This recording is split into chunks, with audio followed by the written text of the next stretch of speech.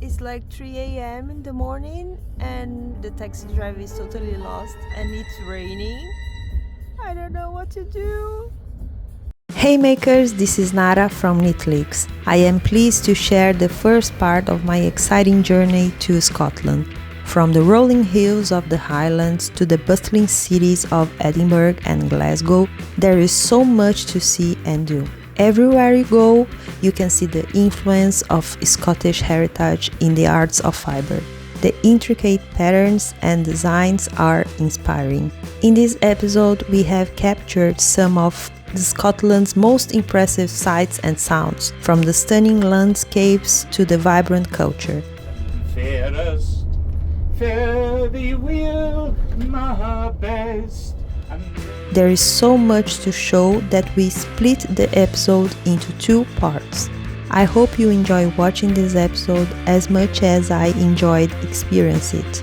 Stay tuned for more exciting adventures from Yarn Over the Globe.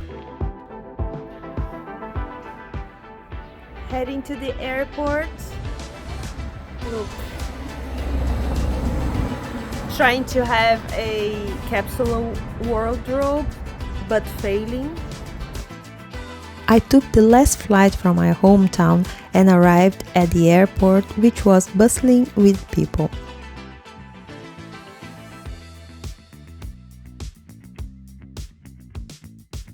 On Sunday, I had the opportunity to explore the picturesque city of Edinburgh and went on an exciting city tour.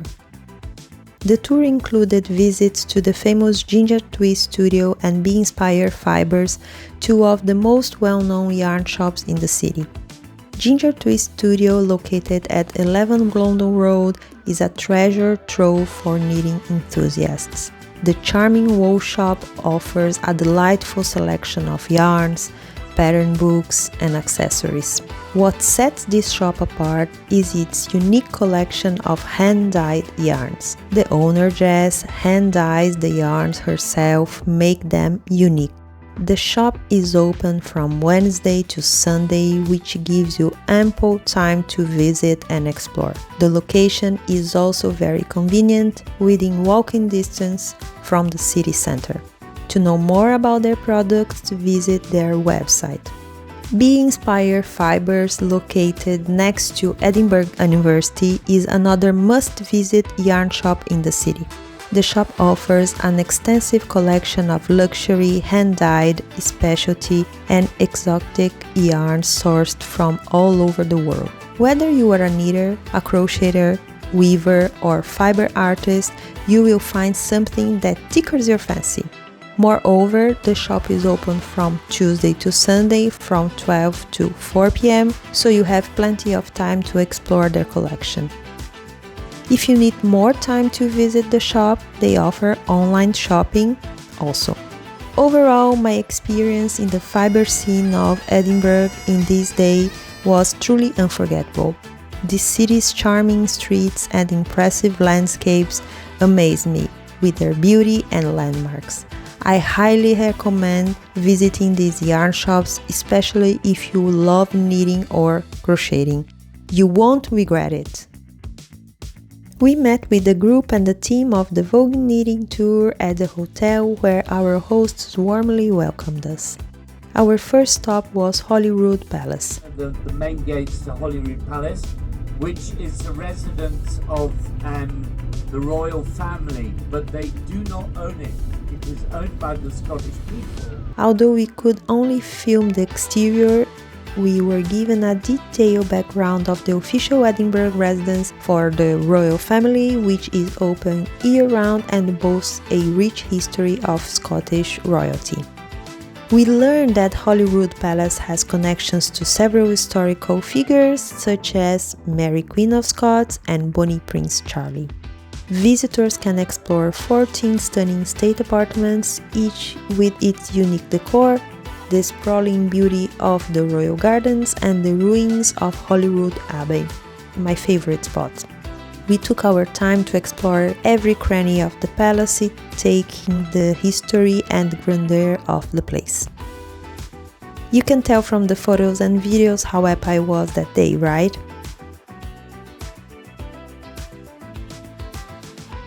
Next, we visited Edinburgh Castle, which towers over the historic Scottish town and looks like something out of the fairy tale. As we climbed up the castle walls, we enjoyed some of the best views of Edinburgh. We could see the Stone of Destiny, a symbol of Scotland's monarchy, Mons Meg, the famous medieval siege cannon, and the Scottish National War Memorial, which pays tribute to Scottish soldiers who died in World War I and II. The castle's interior was equally impressive, with St. Margaret's Castle, the old building in Edinburgh.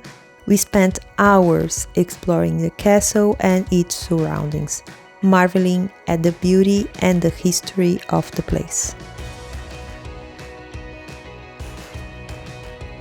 Our trip to the town of Sanquhar was an unforgettable experience that we will always cherish. The scenic bus ride through the picturesque countryside was a treat for the eyes.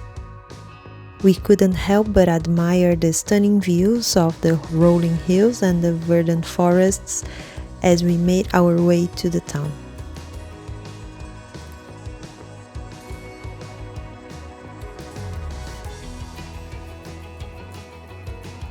The quaint little houses and the shops that make up this charming Scottish community were a sight. Upon arriving at the Airts Community Art Centre, the warm welcome from the Sanquhar Pattern Design team made us feel right at home. They were eager to share their knowledge and passion for the historic knitting patterns of Sanquhar with us.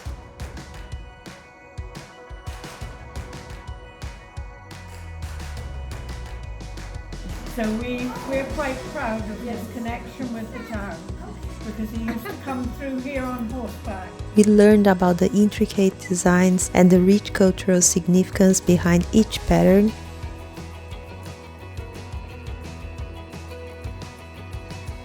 gaining a deeper appreciation for the art of knitting.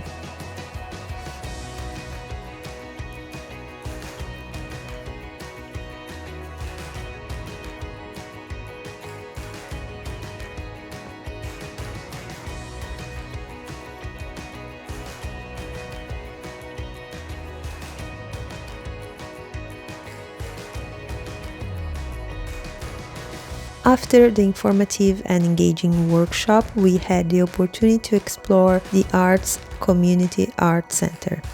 The impressive collection of historical patterns was a delight to browse. The Sanquhar Pattern Archive was a treasure of inspiration, with each design telling a unique story about the rich history and culture.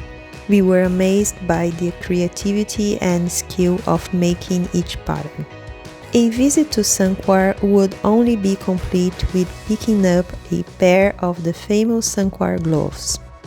We left the town feeling inspired and enriched, grateful for the opportunity to learn about such a unique and fascinating art form and to experience the warmth and hospitality of the Sanquhar community. There's a little piece of history for you. The following day, we had the privilege of attending a workshop of the famous Dai Gilpin, an expert of Gansey knitting. The workshop provided us with a unique opportunity to learn about this fascinating history of knitting and improve our skills. Dai Gilpin's class was based on her publication, The Guansen Knitting Sourcebook, which delves into details of this traditional knitting style. The workshop began with an engaging introduction that covered the critical historical and technical aspects of Gansey knitting, including the question, what makes a Gansey? We learned about the evolution of this type of knitting and how different regions and cultures have influenced it. To help us get started, each participant received a sample of Lalande Lambos Wool DK, a unique wrist warmer pattern with various Gansey motifs, allowing us to experiment with different designs and patterns. Overall, the workshop was an enriching experience that allowed us to deepen our understanding of Gansen knitting and elevate our knitting abilities. We left feeling inspired and eager to continue exploring this fascinating craft. Also appreciated connecting with other knitting enthusiasts and sharing our passion for this timeless art form.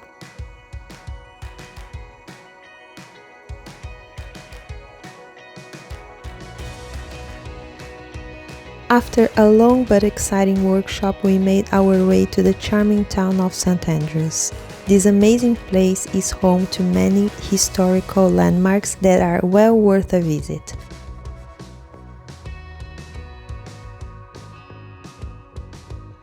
Scottish cheeses, which are phenomenal.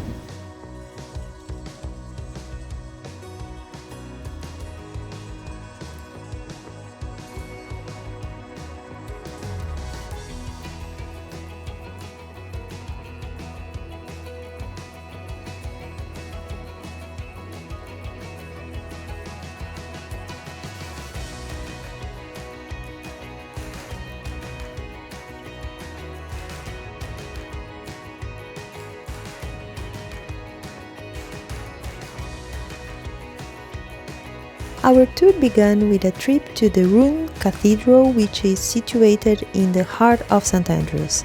This fascinating site offers a glimpse into Scotland's rich history.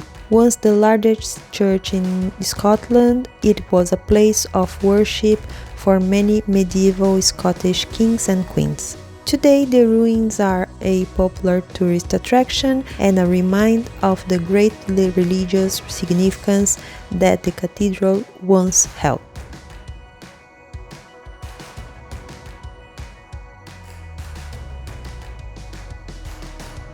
Next, we visit the tower, an impressive structure offering panoramic views of St. Andrews. We could see the stunning coastline, rolling hills, and quaint buildings from the tower, making St. Andrews a unique and charming destination. But the tour didn't end there. We also had the opportunity to explore the stunning beach, which stretches for miles and is a perfect spot for a stroll. Overall, St. Andrews City Tour was a fantastic experience and I highly recommend it to anyone visiting Scotland. It was an excellent way to learn about the country's history, culture, and natural beauty. The tour gave us a deeper appreciation of Scotland's past and present, and we left feeling enriched and inspired. Well, as you can see, those days were full of unique experiences, and I look forward to sharing more in part 2 of my trip to Scotland.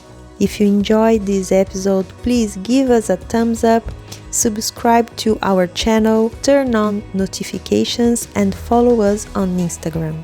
Thank you very much and see you next week!